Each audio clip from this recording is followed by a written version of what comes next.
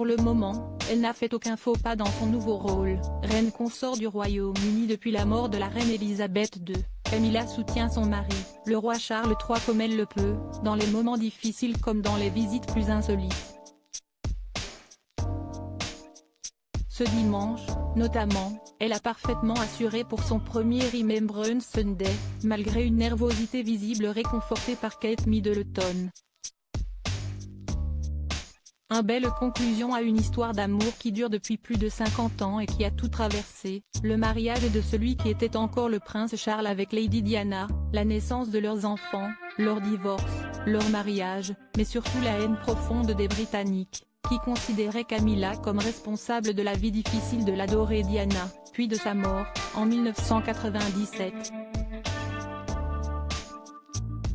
Un mouvement violent, qui avait parfois amené Camilla à recevoir des pierres, à ne plus pouvoir sortir de chez elle sans être insultée et qui devrait être abordé par le prince Harry dans ses mémoires très redoutés, au début de l'année prochaine.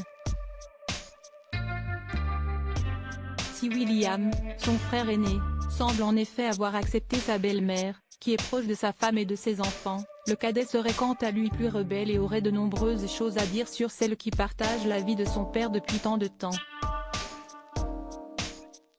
Mais ce que l'on sait moins, si est qu'à un moment donné de leur vie, Camilla n'était pas la seule femme dans le cœur de Charles III. En effet, au début des années 70, alors qu'il ne connaît pas encore Diana, il vit entre deux maîtresses, Camilla, mariée à Andrew Parker Bowles, et une certaine Daltryon, plus discrète, qui était Dal Tyrone, qui a fait battre le cœur du roi.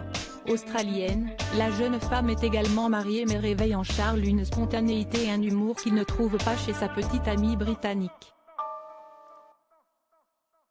Tous les deux se soutiennent dans leur projet, et la jeune femme voit souvent débarquer le fils de la reine à l'improviste. Il débarquait sans prévenir en disant qu'il avait vu de la lumière et demandait s'il pouvait entrer un moment, racontait-elle, comme le rapportent nos confrères de gala.